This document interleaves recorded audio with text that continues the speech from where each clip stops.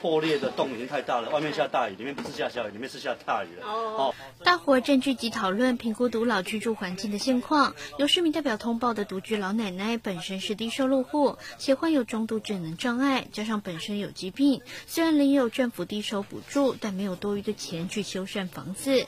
如今豪雨连连，每当下雨，房子就积水。因此，海清青红会特地号召志工一块来为独居长者进行为期10天的房屋修缮计划。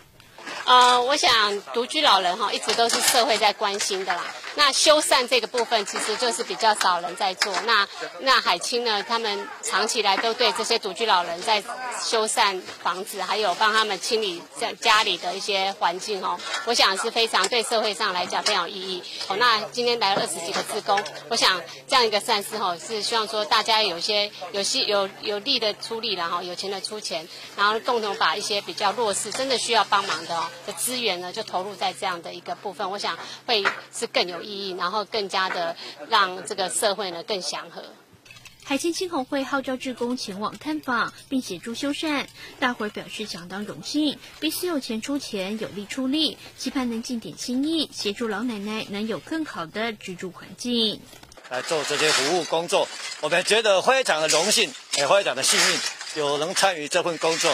5节最久了出来了，我是做一份心意啦，应该是大家共同努力来帮助这些弱势的族群，很开心啊。对，觉得自己能够尽一份心力是非常快乐的。对。大家来出一点钱，出一点力，共同把这个完成。这个大概要为期1个礼拜才能够做完。今天是开工第1天非常辛苦，因为整个屋顶的头塞做这施工这样依序接力把这些头塞运出去请那个施工所清洁队的来处理掉。那预计明天开始要盖新的房屋。协助修缮及环境整理，预计为期10天的工程，让老奶奶家中免于积水之苦，还能有更安全的居住环境，让住宅更安心之余，也能传达社会所给予的爱心关怀。屏东新闻部听刘建荣采访报道。